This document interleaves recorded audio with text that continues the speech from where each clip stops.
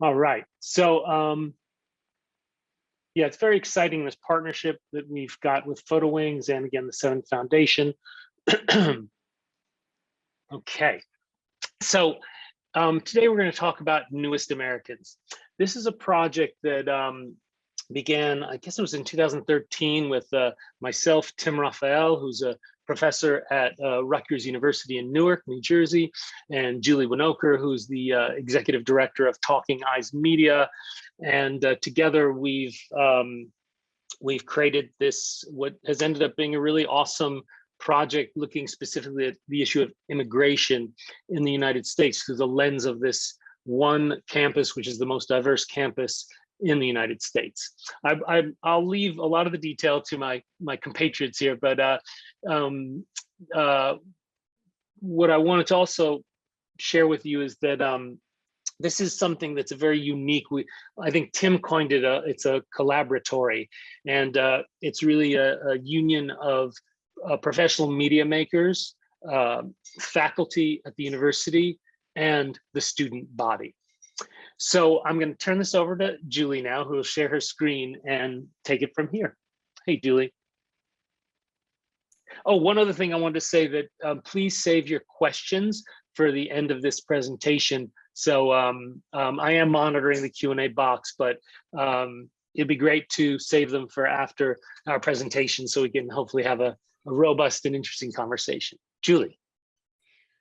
Thanks. And one thing Ed forgot to mention is that we are husband and wife also, so we collaborate, in every which way. And so, this project was really birthed, I think, I'd love Tim to talk about it, but this is Tim's brainchild, but it was birthed in its execution at our kitchen table, through conversations and much enthusiasm and aligned interests.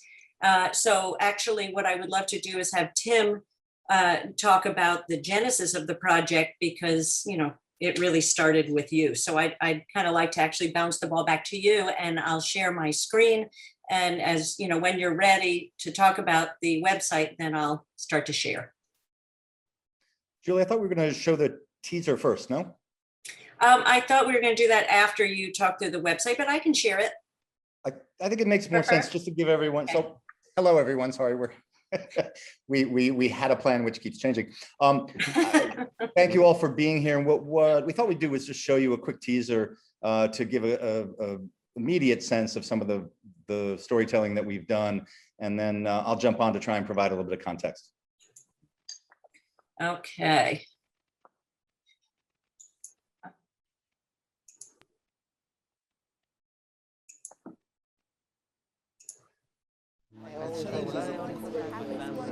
We're in the shadows of New York. The thing with the Newark scene is there's so much good talent, it just needs to be recognized.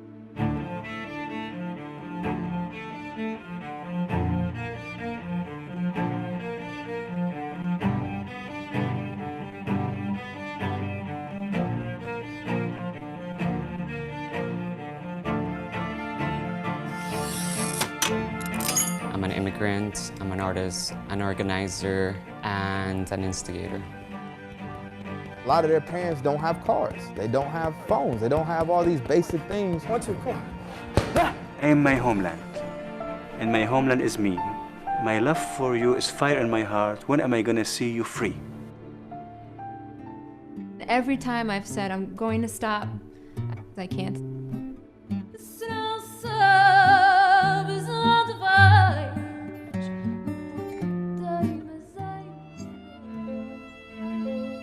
Whenever somebody uses the word illegal, they're actively dehumanizing a person. Well, Newark was, let's say Newark was a place of entry. If you were coming from someplace else, you're gonna stop in Newark first. For most of my childhood, my father was all over the world, traveling, speaking, writing poetry, doing plays. Their grandson is now the mayor of the city.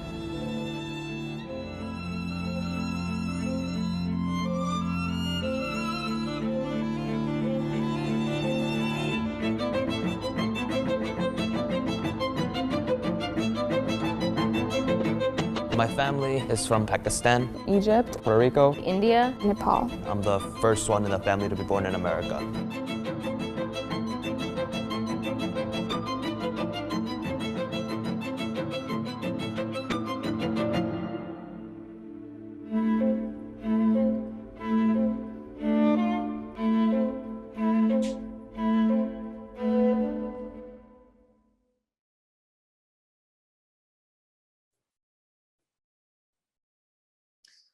So, Julie, thank you for showing that. And the reason why I was excited about sharing that from the beginning is that I think it gives a little bit of sense of the range of people, of the range of immigrant and migrant communities that we've been working with, and to provide a little bit of context. So, as Ed mentioned, Rutgers University in Newark is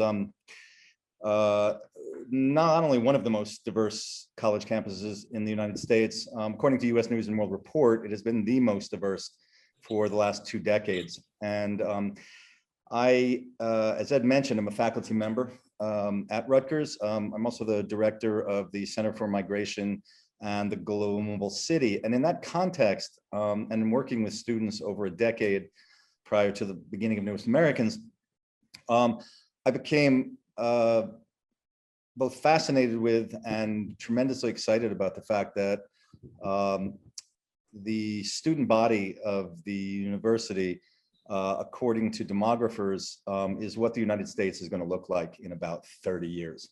And so in a very real sense, the campus is a crystal ball into the future of the United States. And when we launched this project in 2014, we were in the early stages of a rather nasty and toxic debate about immigration in the United States, and one that in many ways was responsible for the election of Donald Trump and some of the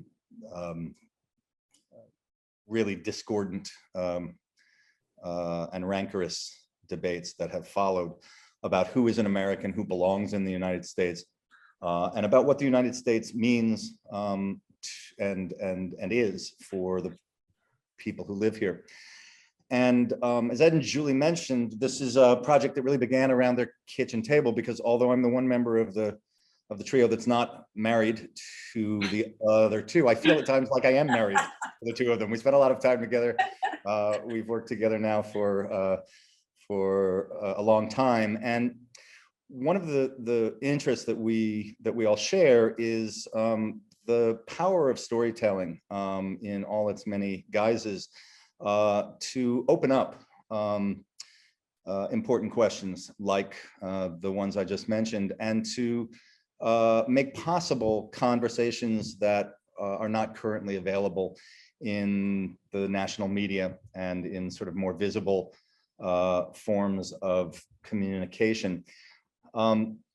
When we started the project, we were really excited about bringing together VII Photo, one of the leading photojournalist agencies in the world, Julie's production company, Talking Eyes Media, which is a social documentary production company, and a Research One University, in order to try and build on the strengths of all three of those institutions. It's very rare for universities to engage in long-term partnerships with organizations outside of the universities. And it's very rare for world-class scholars to be able to work in communications media that allow their work to be available to a larger public. And building off the fact that we did have this amazing student body, which gave us access to communities throughout the state of New Jersey and indeed throughout the world, we've been able to, from an insider's perspective and sort of following the examples and concerns of our students, to, over the last 7 years, produce dozens of stories in multiple media. And Julie will talk a little bit more about those various forms and how we've come to use them. But I think as a way to sort of segue into the work itself, I think it's important to point out that as far as we know, this is the only sort of collaborative project like this in the United States, certainly in the US and potentially in the world. And I did come up with this term collaboratory because it feels like a collaborative laboratory, which as somebody whose background is in the theater, is a sort of very natural space for me to be in. But within academia, it's really not. For all the talk about interdisciplinarity and the need for people with different knowledge and skills to work together, it doesn't happen that much. And one of the things that this project has done is to really emphasize what are the skills and experiences that all of the different project members bring to the table. That is faculty who have a range of disciplinary backgrounds from the humanities and the social sciences and some scientists, to the students who come from, I think at latest count, it's somewhere well over 100 different countries. So from the beginning, we've been trying to create this project that is hyper local. That is, we are rooted in a city, Newark, New Jersey, which is itself a city that we have emphasized in the project is a global city. It's a city that has a national reputation as being sort of defined by black-white tension.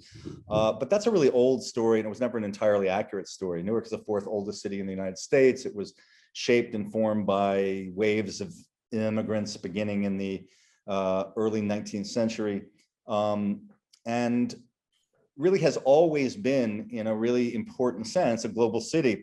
Since 1965 and the change in immigration laws in the United States, it has brought to Newark a wide variety of people from parts of the world that had not had the same kind of access to the US or to the city. And those people who came here came to a city that had been defined by the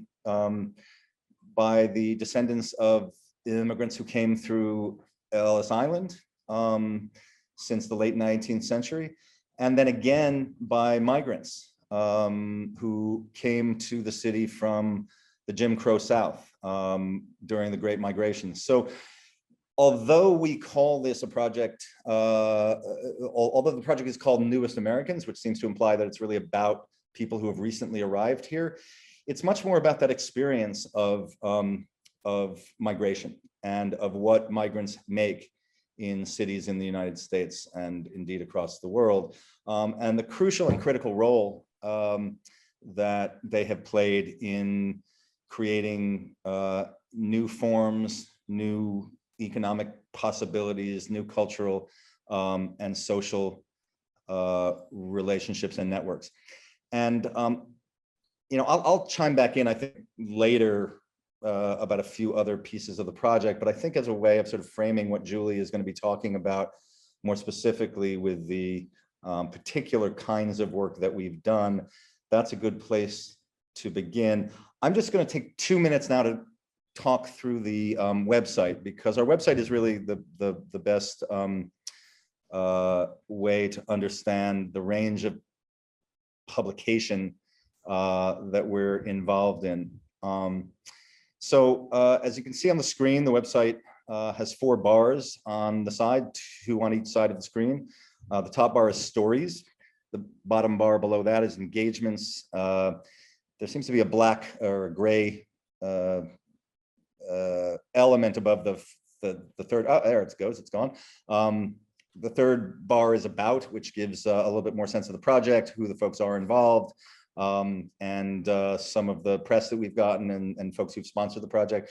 And then education is the work that we've done in the last 3 years, taking the media that we've produced and creating curriculum, both high school and middle school curriculum, in tandem with teachers in Newark and with input from teachers around the country who've been using our media in their classrooms. So this is a piece of the project that's probably the newest piece and one that we're really excited about in terms of the long-term impact of the work. We are going to be working in the Newark public school system over the next 3 years, we hope in dozens of schools, to introduce into the curriculum stories that currently don't exist at all, really, within public or even private school curriculums in the United States. And that's a story of people who've arrived since 1965. Typically, US curriculum, when it does engage with immigration, will end with the closing of Ellis Island, which was in 1954.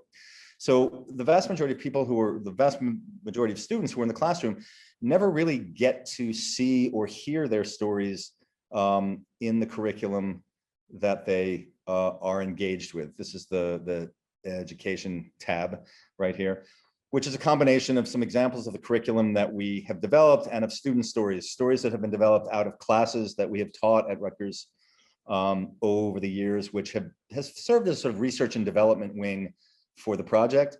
And then the curriculum that we're beginning to build. And these are the student stories here. So again, a very, very kind of strong example of how students have contributed to the work. Many of the sort of finished professional stories that we've produced have come out of work that began with students in the classroom. The stories page, which is probably where I should have started, is really where we publish the vast majority of the work that we've done. Students work on all of these stories, faculty work on all these stories, and then through the remarkable professional media makers that we partner with, including Julie and North Americans and a number of photographers from VII, as well as artists and filmmakers at Rutgers. We've produced 43, I think I just counted, 43 stories in the last 7 years that run the gamut from film, from video to podcasting to, well, I'll let Julie go and show examples of the work that we've done. The engagement tab is something else that has been important to us from the very beginning. I started working on oral history projects in and around Newark with African-American histories and immigrant histories before Newest Americans. And we've drawn on a lot of those oral histories to build several different exhibits, both in Newark and beyond. And you can access those on the exhibitions tab of the page. We've partnered with a variety of different organizations on those, including Photoville, which many of you are probably familiar with, National Geographic, which probably all of you are familiar with. And then we've also created these these experiences, which are more interactive engagements with the work that we've been doing. And as Julie trolls you through the various exhibits, these experiences include stories from the pandemic, which is a project that we began 2 weeks after the quarantine began in Newark, where we enlisted students who had worked with our project before as frontline correspondents, reporting on the impact of the pandemic from their homes. And because of who our students are, we were able to report on things that were not appearing in the national press, including the impact of the pandemic on people who were undocumented, people who were not eligible for a variety of other reasons for CARES Act support, and to also gauge the impact of the burgeoning social movements that emerged in the wake of George Floyd, and to understand how our students were positioned in relationship to this changing social moment. And this is a project that we're particularly proud of because it really is totally student driven. All the multimedia posts for this project were done by young people between the ages of, I believe, 16 and 24. They run the gamut from why playing video games provided a form of solace and engagement during this time, to the impact of volunteering for with the homeless during a time when homelessness in Newark was growing to just terrifying and sad proportions. And then a range of other interests and concerns, including the importance of art making during the pandemic as a form of mental health and therapy. And we've produced, yeah, I mean, I probably should stop there in the interest of time, but the Gateways to Newark project and Poem Quest are two other examples of ways in which we have taken research conducted by students and faculty and the kind of art making that has been occurring in the city and tried to expand the impact of the kind of incredible opportunities as well as the challenges in post-industrial cities like Newark. And so for those of you who are at all intrigued by the project, I encourage you to take a look at these other forms of storytelling that we've engaged in. And then I think with that, Julie, in the interest of time, I'm going to throw it over to you to talk a little bit more about some of the projects in a more detailed way. Great. Thank you. That was great. And we wanted to share the website because we are a digital magazine. We started as a magazine was the initial intent in terms of knowing that our media could live online in perpetuity and be consumed through various portals. And it was always important to us that we told stories through different types of media. And, you know, we're firm believers that people consume media in different ways and that you might speak to some person through music and somebody else through photography and somebody else through video. Someone else may love fiction and want to sit and read.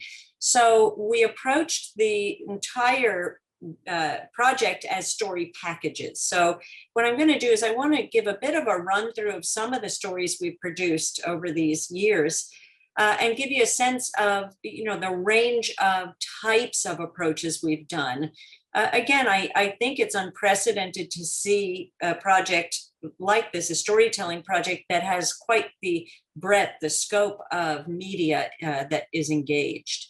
So I'll give you a little sample of that. I'm going to share the website again, and I'm going to just talk through a bit some of the stories to give you a good sample. So I want to begin with Notes for My Homeland. This was actually the first story that we produced of the entire project. It ended up being published on National Geographic. That's always been a big part of our intention, was to have people come to our website, but we're aware that we don't have a lot of earned traffic, that if we can place these pieces in major media outlets, then we'll have a much better chance of being seen by a wider audience who would not normally come to us. So this story is, it's video driven. There's a lot of archival footage in here, but this is the story of a Syrian-American composer. He works with an oud player who's also a professor at Rutgers-Newark. So every story has some sort of a connection, intersection with Newark and with Rutgers-Newark. And so we thought it'd be interesting to draw this sense of a global city that, you know, the folks who we engage with are connected to the larger world. So this is a man who wrote a composition that became something of an anthem for the Syrian Revolution, classical composer. He also ended up, while we were working on this, he ended up performing at Carnegie Hall. I think he was only the second Syrian composer to perform at Carnegie Hall to premiere work. This story, as you can see, there's written text. There's a video that's accessed up top. I'm not going to play that now because we don't have time, but I would encourage you to. The video draws on a lot of archival photography because Ed has worked extensively in Syria, and then a lot of found footage from conflict on the ground. In addition to National Geographic, we ended up running this and a number of our videos on the Atlantic, and then also sharing this film through multiple film festivals. This is an interesting story because, again, we're always experimenting, and part of the joy of having a sandbox like we've got with Newest Americans is that we really can brainstorm in an editorial meeting and think about how might we approach any given story. And the sky's the limit. We're truly only limited by, well, resource to some degree, obviously, but also our imaginations. So this is a story about a law student. At the time, she was a law student at Rutgers University Law School in Newark, undocumented Mexican-American, brought over as a very small child, and very active in the Dreamer movement as well, very outspoken. While she was at law school, there was this huge question of whether or not she would even be allowed to practice law as an undocumented American. And she was absolutely determined, to stay the course and push her way through.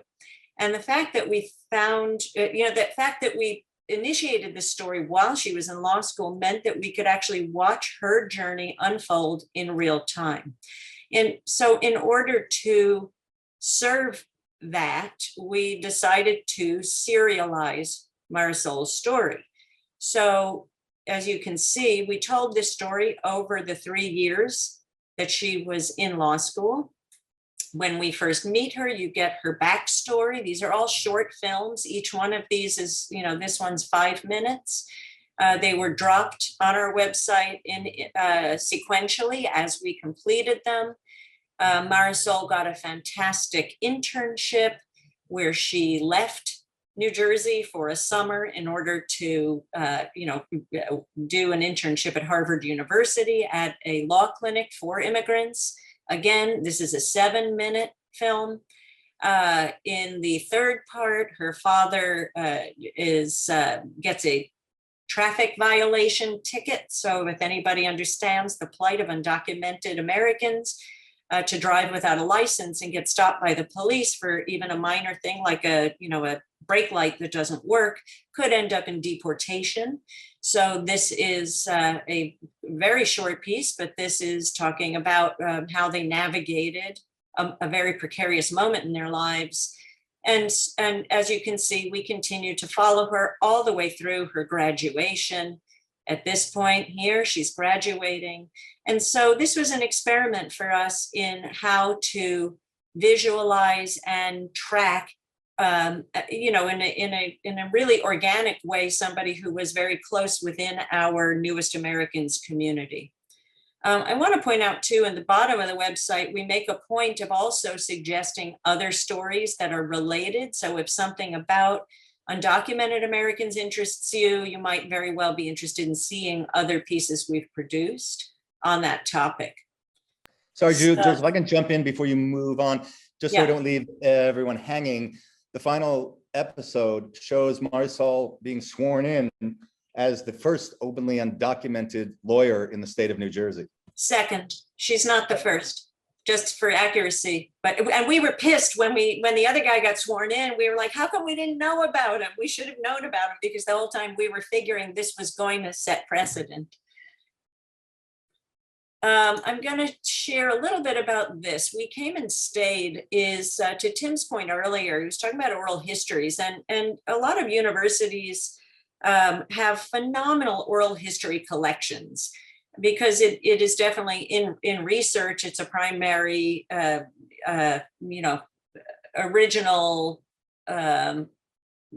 content collection that happens at universities that is often sitting underutilized beyond the research of the original scholar. At Rutgers, there is a collection of voices of Newarkers who migrated from the South as part of the Great Migration.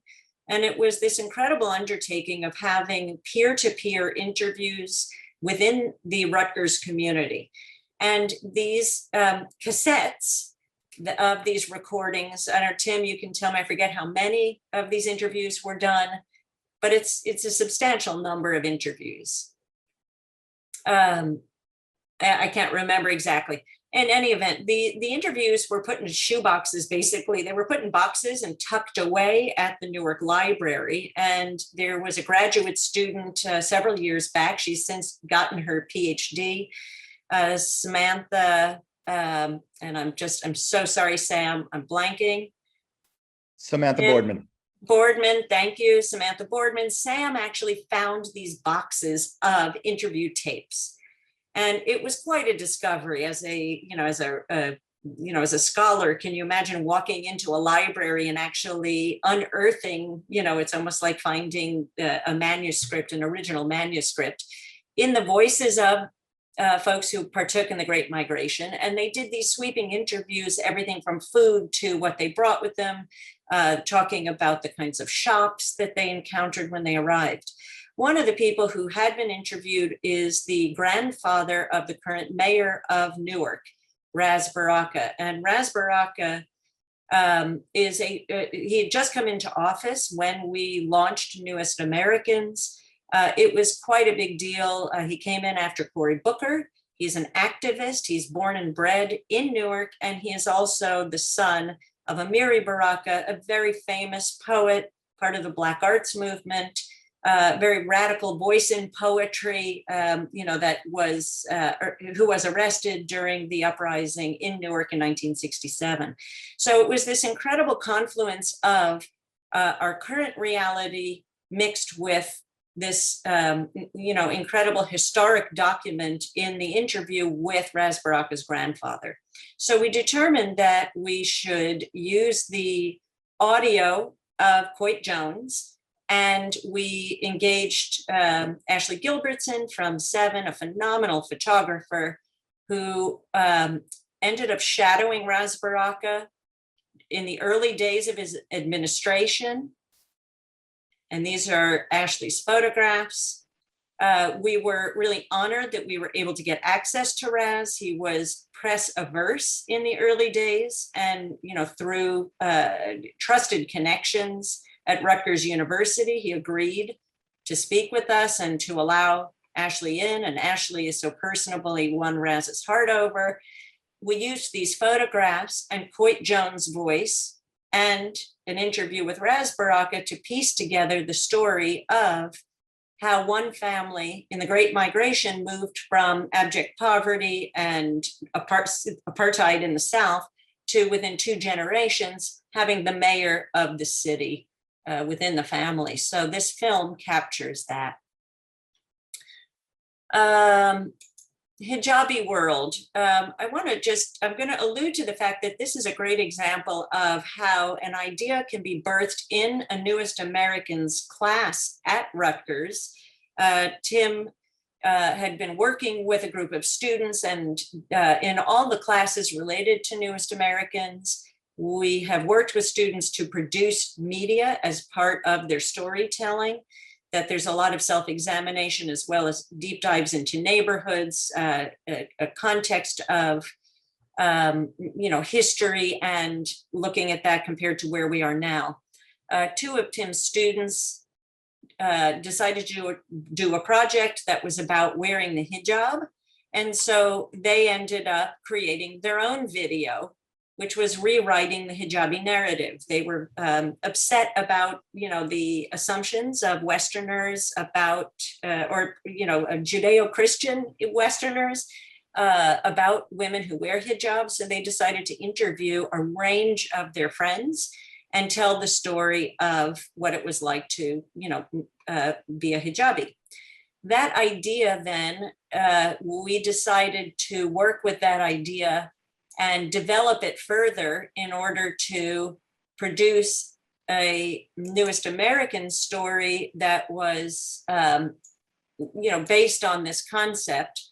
And we produced a film called Hijabi World. And Ed, if you would talk a little bit about that, I'd appreciate it, just in terms of the approach of the film.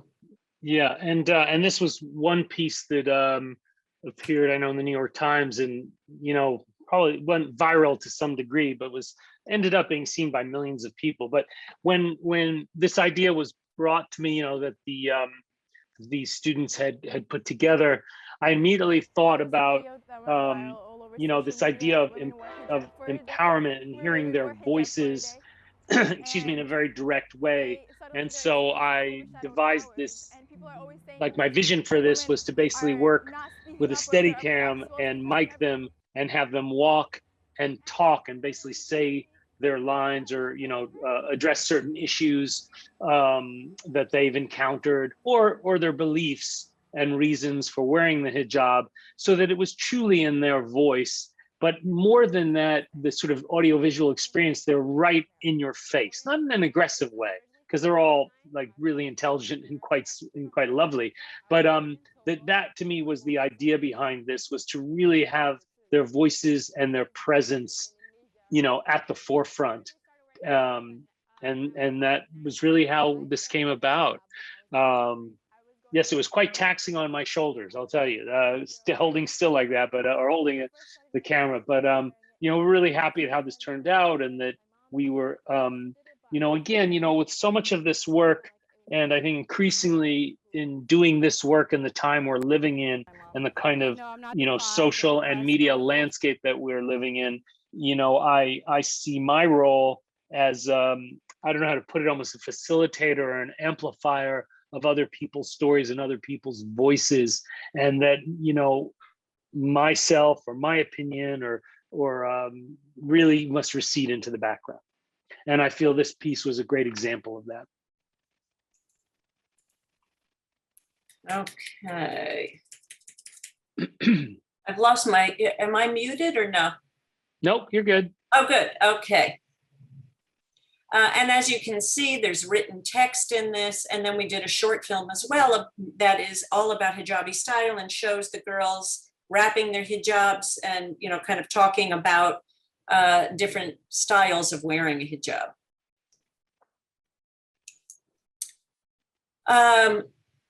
I guess I'm going to kind of rush through a couple of things. I don't know if we have many questions. I see the time is running tighter, but so this is a story that I'm going to, go back to the top on this.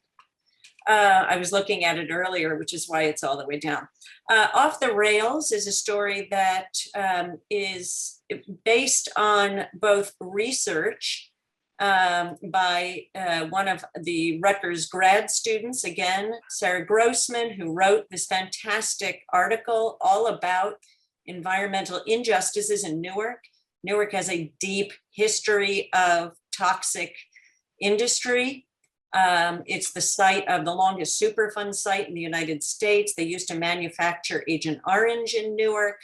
There is a garbage incinerator, a port, an airport, unspeakable toxic legacy here. And we engaged Ashley Gilbertson again to do a photo essay. He and Sarah did this article together. It's a really fantastic deep dive into both the historic context as well as what is still haunting this neighborhood. And so again, a situation where there's in-depth reporting, photography, and then at the bottom of this piece, we also have done a whole mapping so you could get a better sense.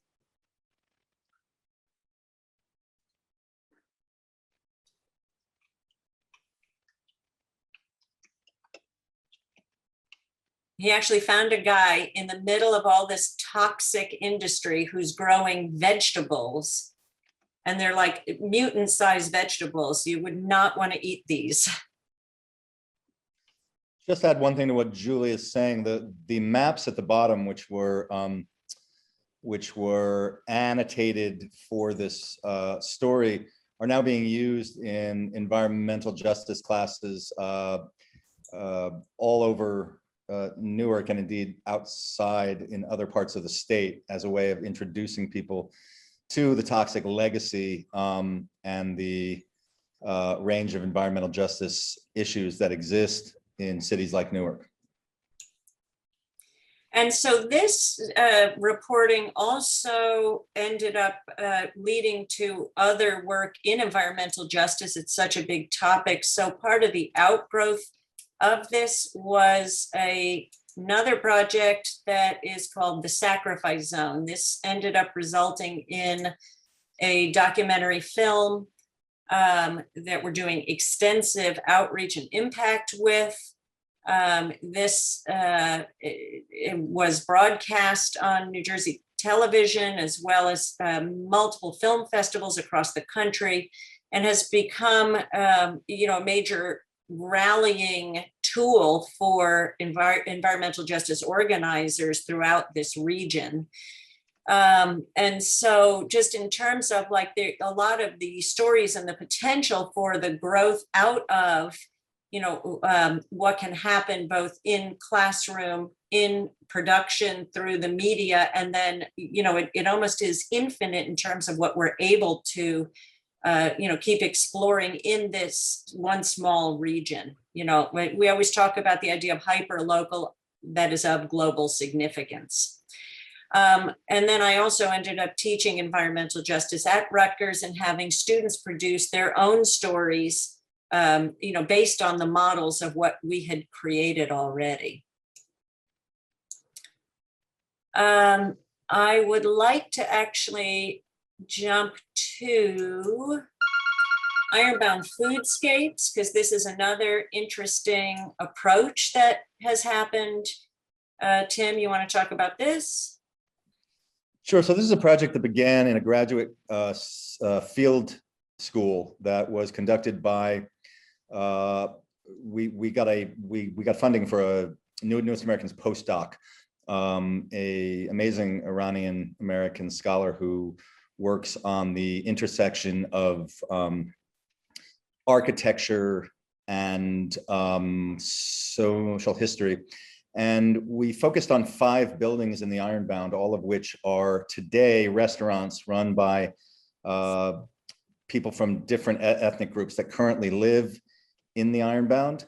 And through a kind of deep dive into the history of these buildings, we were also able to document over a century of immigration to the Ironbound. So there's a essay at the beginning that sort of frames the whole project, and then each of the restaurants and the buildings in which they're housed has its own story told through a variety of different means: visual storytelling, text, mapping, and architectural drawings and renderings.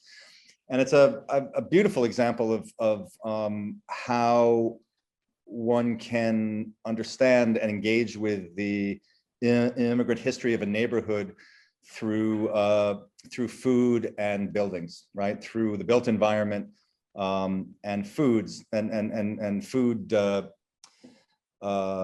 restaurants that serve not only food, but serve as social hubs for the immigrant communities that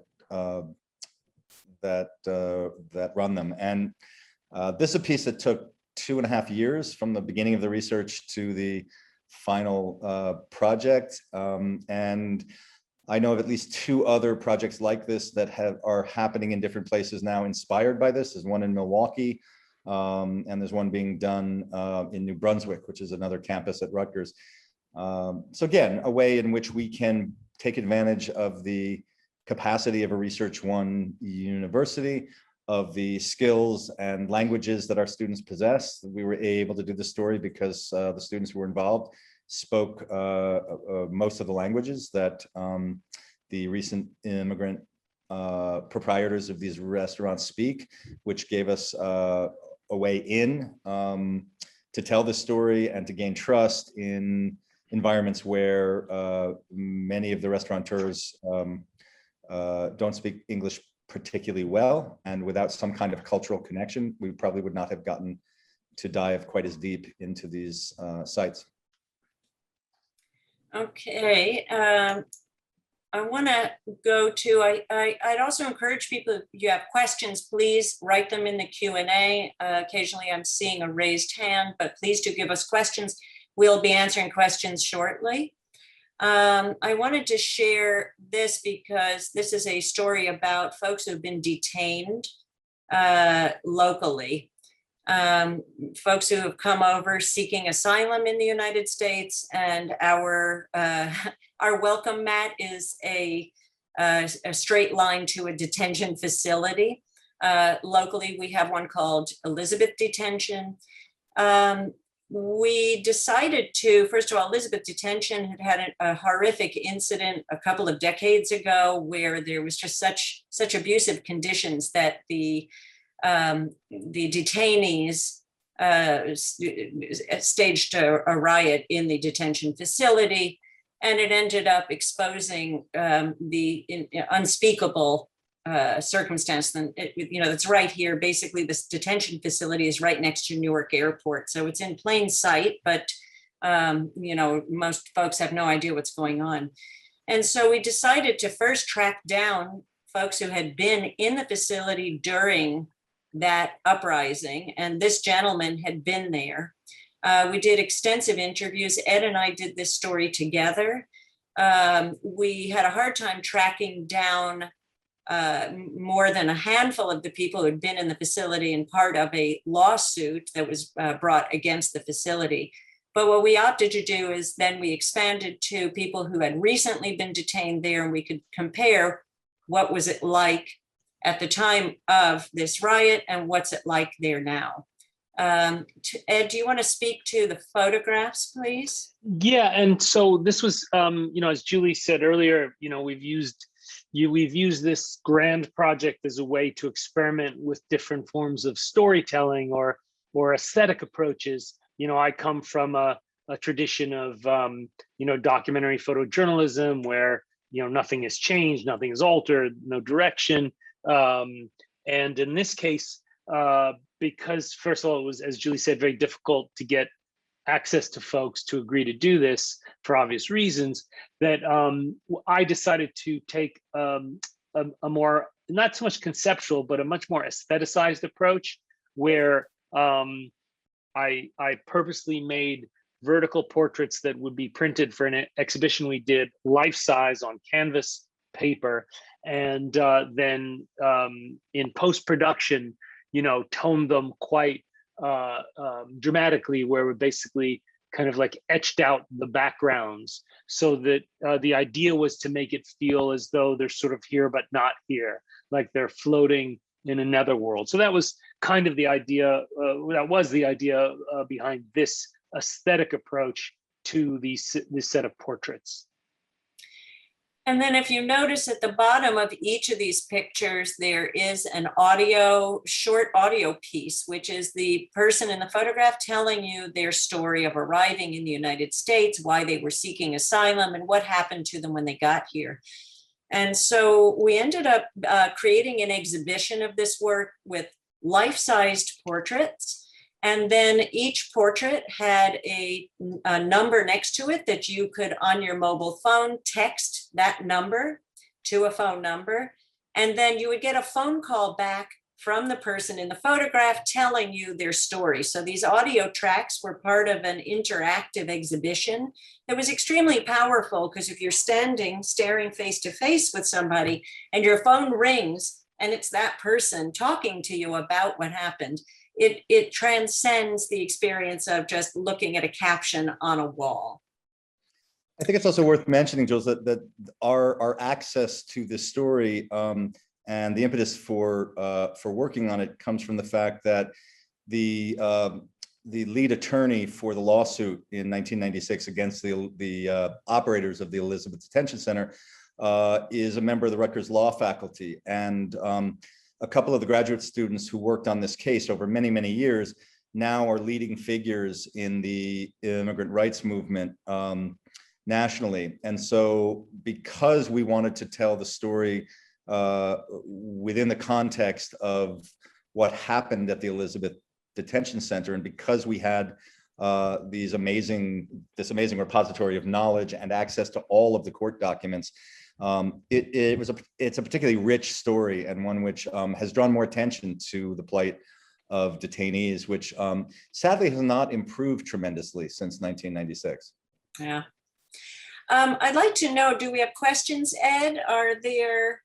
Yes, there are a few. Can you field those? Can you go ahead and field those? That'd be great. I'll stop sharing Sure. my screen. Well, I'll read them out and then let you guys answer. No, so actually, Jorge, oh my God, Jorge Delgado Ureña, how are you doing, man? Anyway, thank you so much for joining. So here's a question. Do you guys have the idea of maybe expanding this concept to other parts of the country or even other parts of the world? Greetings from Spain. It's always a dream, absolutely, with the project. And, you know, Tim and I have had multiple conversations and meetings with folks. We've done some work in Colombia through contacts and, you know, collaborators that we've worked with very closely over the years. And so we've done some work in Colombia and certainly been a role model for a big project in Colombia. But I know it's a personal dream that we would have outposts of newest Americans around the country, that we could actually have these sorts of partnerships between universities, professional media makers, that, you know, we would have them, especially in post-industrial cities where they parallel Newark's experience. But resource is always the big challenge. You know, it takes a lot of resource, and you've also got to have folks who are going to own this locally in order to make it work. Yeah. However, I will say, if there's anybody who is watching now who is intrigued at all from anywhere in the world about doing this kind of work, we would love to speak with you about it. We've become really passionate about the opportunities this kind of work allows and the impact locally and beyond of doing this kind of work. So if anybody's intrigued, please get in touch with us. We'd love to talk to you. Yeah, well, actually, Santiago Poza, who's in Ecuador, he's asked, would it be possible to collaborate with Talking Eyes Media with photo stories from abroad? Absolutely, let's talk. Yeah, so Santiago, you know, whatever, give us your email address, or but we'll or Julie, if you want to put an address in the chat box. I can put my email address in the chat box, and please reach out to me. Okay, and then in the meantime, so David Barak, who's a returning attendee. Hello, David. He's asking roughly how much time did you spend on developing the concept and structure before beginning field work? How much did you change course or expand during field work? And how much during the post-field work tasks, like building the website? So how much time do we spend? So Tim, this idea had been germinating for years, I believe, right? Yeah, so in my mind, there were two different models for this kind of work. One was the 7 Up series of films that Michael Apted did in Britain, because initially the idea was that we would do something that was longitudinal, where we would follow a certain group of students through their time at Rutgers and then out into the world. We moved away from that idea fairly early because of logistics and what seemed possible to do. But that film series to me has always been just an amazing model for how you can really understand larger social developments by focusing on the stories of certain select people. The second model for this, in my mind, is a brilliant project that was done in the borough of Queens in New York. It's called Crossing the Boulevard, Crossing the BLVD. And if you don't know it, I encourage you to check it out. And this was done by 2 friends of mine who live in Queens, live along Queens Boulevard, which at that time, and I think still is, the most diverse stretch of highway in the United States. And through photography, oral history, music, audio, and theater, they developed a book. They developed a series of radio stories for NPR. They developed short music pieces and a touring exhibit. And that model of working in multiple media and multiple formats in order to tell, complex stories that would benefit from a variety of different modes was something that was definitely on the forefront of my mind as we began this project.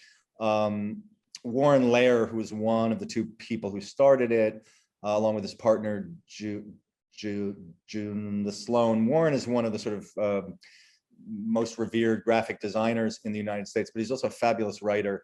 And Judith works in oral history and theater. And again, bringing a bunch of, and radio. So bringing a bunch of different skill sets together to figure out the best way to tell each individual story is something that's been on kind of at the forefront of our imagination around this project from the very beginning. Yeah, and I would, oh, go ahead, Jules. Go ahead. I was going to say, to answer David's question directly also, so, you know, this idea had been germinating, I think, in Tim's amazingly insane mind. No, for years, brilliant mind. And then I think he and I had a year or two maybe had talked about it, and then Julie came in, and then really, thankfully, we were able to get the initial funding from the university to get the first 3 years going. In terms of each story within the project, I mean, generally the germination period, would you say, were kind of weeks or months, maybe? You know, it really depended. Months to years. I would say months to years. It's rarely weeks. Rarely weeks. Yeah. And then in terms of changing course or expanding during field work, how do you guys answer that one? Right. I mean, that's an interesting one because, you know, as a collaboratory, we have many participants, but we have very few full-time folks. So I think it's an interesting one because it's definitely got a flexibility, a fungibility. So, you know, like the Talking Eyes media staff is small. We're 3 people. Tim's Rutgers team at any given time is probably about 4 people. And so we have like a core, we meet once a week, we have editorial meetings, we have many projects going on at the same time. So there'll be many projects in development, some of which take months to do and some of which take years to do. And so I think, you know, part of why it's also a bit slower, some of it is the nature of the story, some of it is the nature of how many fully engaged people versus a lot of collaborators who kind of parachute in and do something, or who are teaching a class that's ongoing that breeds something. So it's an interesting one because I think that the project thrives from the fact that there are so many variables involved. Yeah. But we also don't churn out media at the level of like a publication, you know, like somebody who's just an editorial publication. We don't have that kind of bandwidth. I think it's also, well, and I was going to say also, go ahead, Tim. Good. No, I was going to say, go ahead. To be clear, none of this would have happened had we not gotten some major financial support and resources from the university at the very beginning, and that's because of a visionary chancellor that we have at the university who really got what this project was about and recognized its value to the university and the city. We were also lucky enough early on to get a rather large grant from the National Endowment for the Humanities. And because of that, it allowed us to do some long-term planning so that we could start stories without the certainty that we could actually conclude them. So although our track record is pretty amazing, stories we've begun, we've probably finished 4 out of 5. We also have had stories that we've worked on for quite a long time that for whatever reason, we haven't been able to finish. Another piece of the project that's essential is that without the classes with students, without a research and development lab that those classes provide, it would have been much more difficult for us to develop a number of the stories. And then also out of the enthusiasm of those students for the project, we have gotten interns and fellows who we've been able to give academic credit to for continuing to work on the stories. So our team, while our core team is small, our collaborators, number in the, multiple dozens over the course of this project, probably close to 100 at this point. And also just to the chancellor you referred to as Nancy Cantor, because her name should not go unmentioned. She's amazing. Yeah. So, and not only because she supported us, just because she is amazing. Period. Yeah, she's a visionary. So one last thing, the website was another question in that multi-part question. So the website you're looking at is the second iteration of our website. We had a website that we launched with. We initially decided we would have a magazine, basically an online magazine. So what we did is we waited until we had enough stories, and then we would publish a next edition of this magazine. It also meant that we had stories sitting for a while that we didn't publish until we had enough, and that wasn't really serving us. And as we had more and more and more material, we were afraid that the older material was getting buried because it had been like in issue 1, and we're now up to issue 6. So what we ended up doing was a complete overhaul of our website that took an entire year just to kind of have a reality check for anybody else who's interested in doing this kind of work. It was a year in the making, and we engaged a phenomenal team of web designers and coders, a group called Collaborative, who developed the site that we have now. So that was a big lift. So just folks, there's a few more questions, and I know we're going over. But we are allowed to go over, but I hope you folks seem to be staying. So carry on with questions. So from Anne Huang, I hope I pronounced that correctly, in Houston, she's asking, how do you engage communities you work with? She hasn't looked in detail yet, but there seems to be intimacy in our projects. Do you first spend time with the communities? How long? Then how long does the storytelling work take to capture enough content? This is important without taking too much time from these communities that are often very busy. It's a very important question. She's asking this because she's currently doing a participative photography project with a small Congolese community in Houston. This is her first project, and she started it with them before COVID. Sorry, long question, but it's a very, very interesting, important one. And then it came to a stop. But basically, I think, the gist of her question is, how do we engage these communities? How much time do we spend? And how do we make sure we respect their boundaries, I guess, their needs? And it's a question that I have dealt with for 40 years. And in some ways, as someone who goes out in the field and does this work, it's never been harder in a way to address those very real and good concerns that, Anne, you bring up, that I found. So for us, I think because so many of the stories emanated out of this collaboratory idea where you had students and faculty who were already kind of, in a sense, captive, if you like.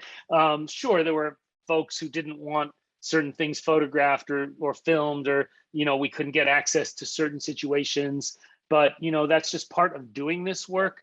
It's always this sort of push and pull, or you sort of push gently. Most of the time it's gently to see if you can get access. And then you need to respond when either the door opens, maybe it opens a little bit, maybe it swings wide open, which is always the best scenario. But more often than not, it very quickly starts to close, because to do this work is a somewhat unnatural process for people, that they might be like, yeah, I don't mind being filmed or photographed, or my family gave me permission for you to come over. But then once it begins, for many people, it's like, I didn't realize the kind of level of intimacy or the amount of time that you would need. So it's part of doing this work is constantly navigating that line where you hope you never inconvenience, or of course never hurt people who are allowing you into their lives.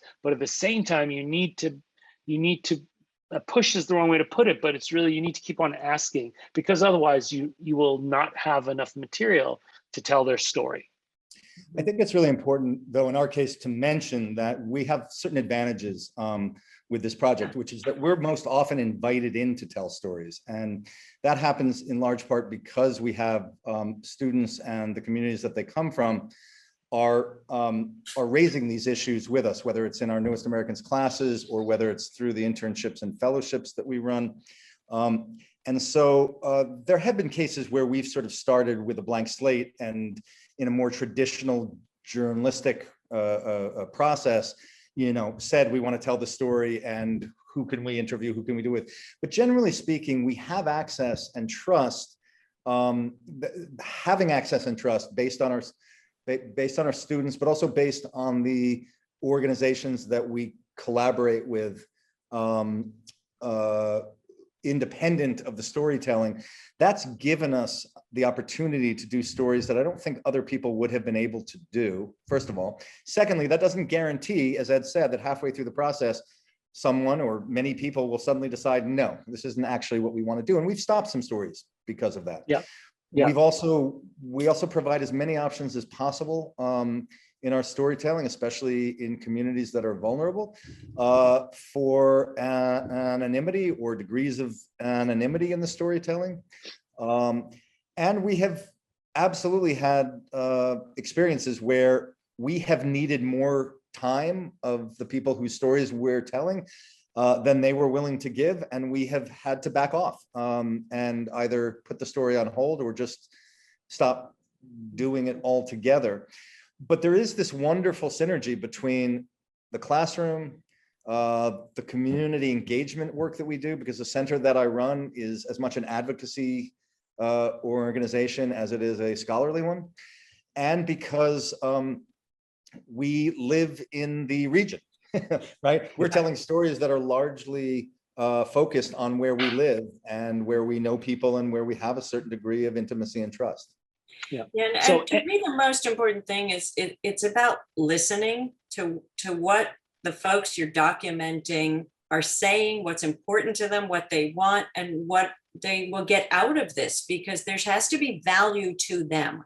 If you're doing it as an outsider coming in because you think you know what's needed, then you have to have a rethink, and you have to really kind of re-gauge your entry point so that you can listen first and speak second, if that makes sense. And I think that that's the strength of our approach, is that there is a lot of absorbing of information, processing it, and I have to say, even in a situation like, with the film on environmental justice, The Sacrifice Zone, this was not a particular community or group of people who wanted to let an outsider in to tell their story.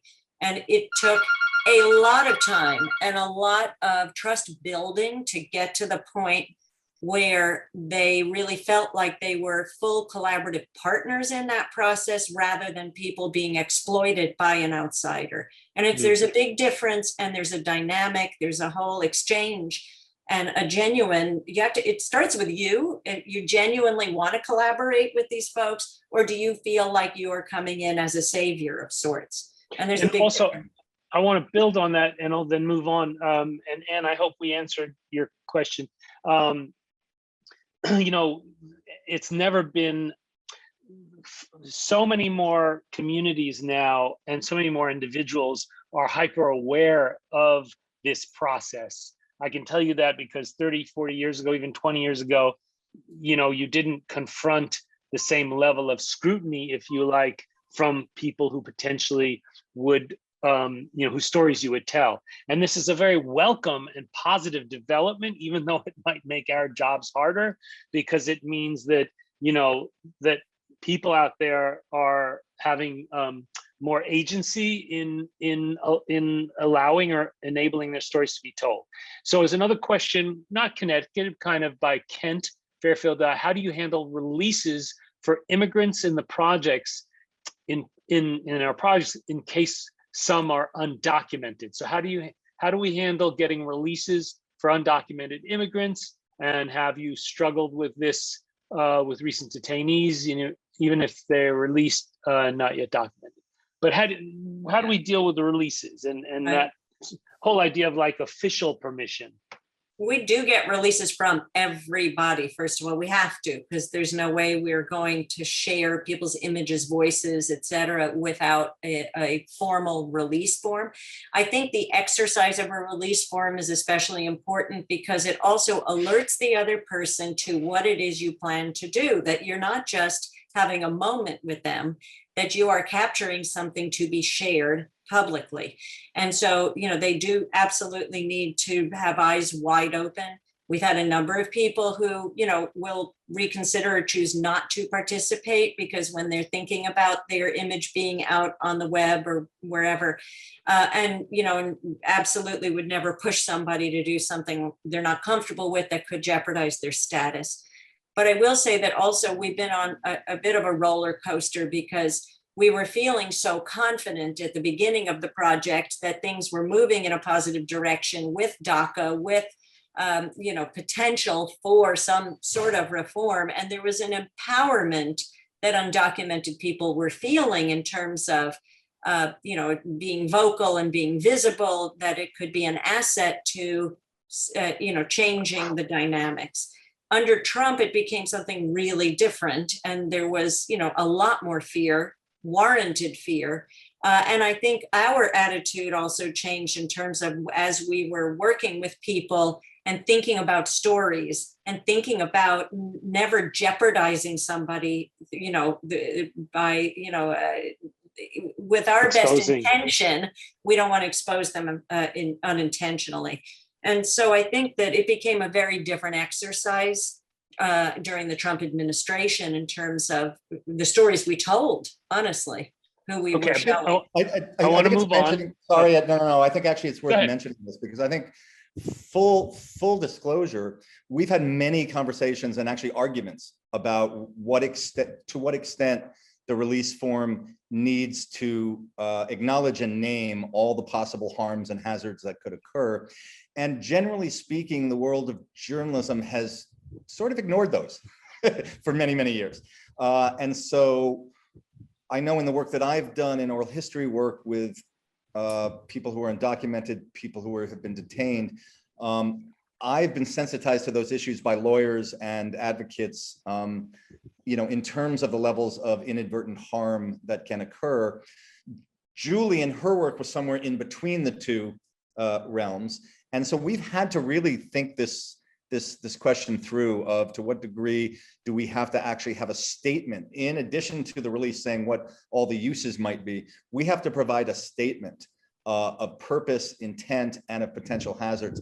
And so we've gone through this a number of times and amended our release a few times. And it's something that, as Julie said, it changes depending upon the political climate. And so my feeling always is if you're going to do this kind of work with communities that could potentially be vulnerable, that to err on the side of, really spelling out all the potential harms that could occur by exposing yourself in this kind of forum or format.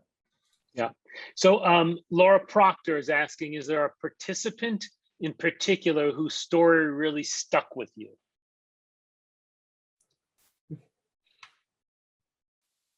That's a hard one for me because many of our stories, of our stories have been told about students of mine. And so there are people whose relationships, who I've had relationships for a decade, whose stories we've told. And Marisol's story is one of those. I think all of us didn't now know them as subjects. You knew them as full-bodied human beings.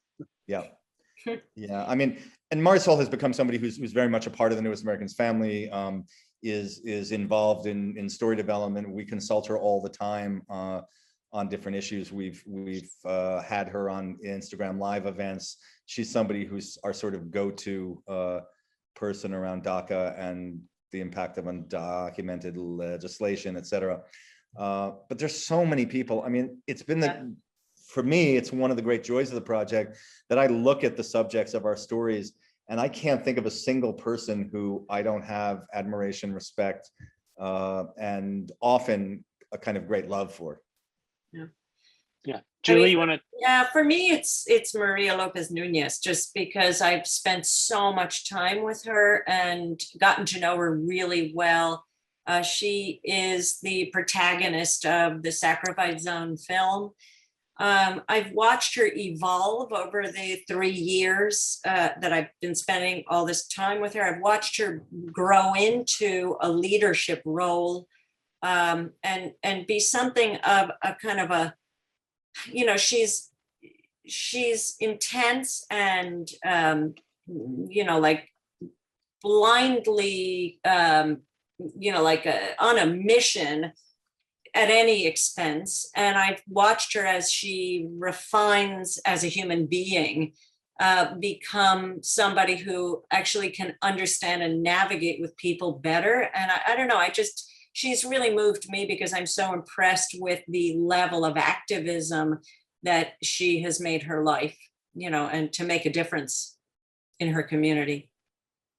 Okay, so we have time for one more question, because they do keep on coming, but we have time for one more. But before that one question, I also want to shout out to Arki AR in Cambodia.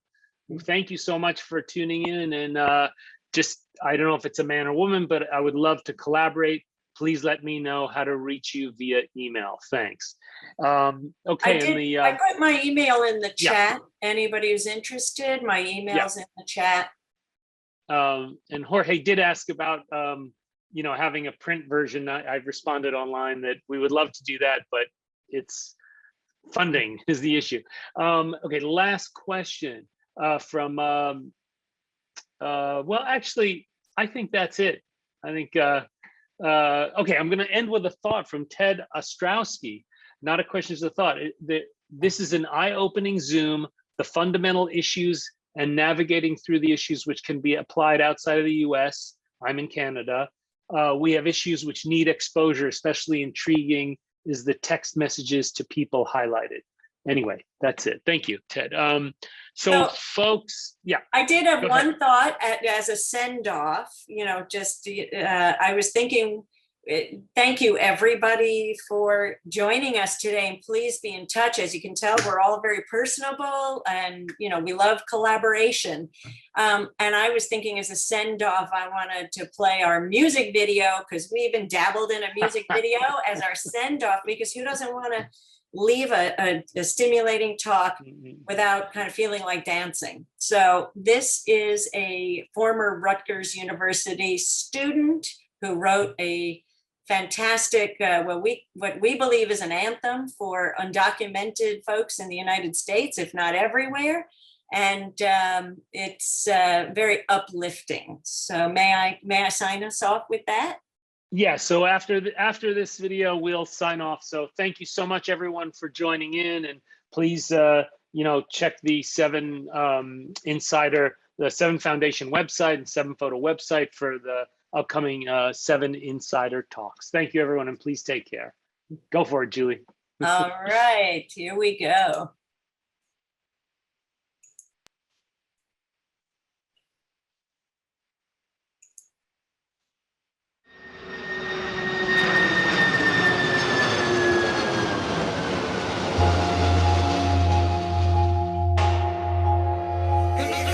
This is for my immigrants, for my immigrants, for my immigrants, for my immigrants. This is for my immigrants, for my immigrants, for my immigrants. Immigrantes. This is for my immigrants, for my immigrants, for my immigrants, for my immigrants. This is for my immigrants, for my immigrants, for my immigrants. Immigrantes. Hola, mi nombre es Alexis Torre Machado. Yo llegué a este país cuando tenía 5 años. Vengo de Uruguay, mi acento lo hace claro. Nací en Montevideo, Aguadacera, mi barrio. Estos ignorantes no piensan que soy hispano porque mis ojos azules y porque mi piel es blanco. Confiados, estos racistas empiezan hablando malo de todos los inmigrantes. Los mando para carajo, los gringos no saben la suerte que tienen.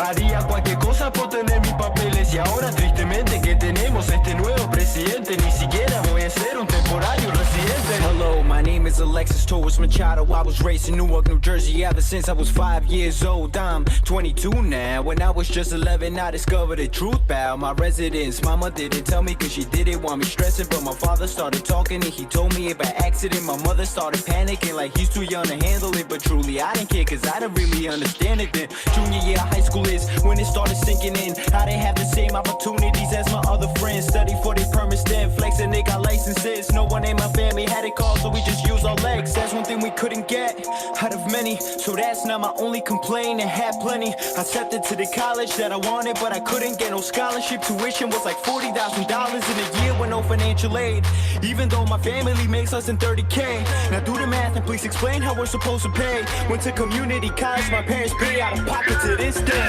This is for my immigrants, for my immigrants, for my immigrants, for my immigrants. This is for my immigrants, for my immigrants, for my immigrants. Immigrantes. This is for my immigrants, for my immigrants, for my immigrants, for my immigrants. This is for my immigrants, for my immigrants, for my immigrants. Immigrantes. Levántate, tenemos que hacer todo lo que podemos hacer. Cualquier montaña voy a mover, cualquier parece puede romper. At 19, I got my associate's degree. I took a couple years off and I started to teach. I taught algebra to students from Central and South America who never had a chance, so they took the shot like a camera and came into this country with nothing else but some hope. Maybe a couple bucks in their clothes and they back at most. They can't cry to me cause they didn't know how to cope. I told them to keep believing, I let my story unfold. It took 12 years for someone to finally give a damn. When Obama passed DACA, I finally had a chance. Now I'm going back to college with a full ride scholarship. You are affecting lives, this is not just politics. Cansado, no quiero tener miedo, que me quiten de lo que amo y quiero, que me quiten de mi familia, amigos y todo lo que conozco es todo lo que me acuerdo. Queremos cambio en serio, y nada loco, tampoco justo y bueno. Es suficiente mi gente, no tengan miedo, lo que creemos hacemos y unidos juntos podemos. This is for my immigrants, for my immigrants, for my immigrants, for my immigrants. This is for my immigrants, for my immigrants, for my immigrants. Inmigrantes. This is for my immigrants, for my immigrants, for my immigrants, for my immigrants. This is for my immigrants, for my immigrants, for my immigrants. Inmigrantes, levántate, tenemos que hacer todo lo que podemos hacer. Cualquier montaña voy a mover, cualquier pared se puede romper. This is for my immigrants, for my immigrants, for my immigrants, for my immigrants. This is for my immigrants, for my immigrants, for my immigrants. Inmigrantes.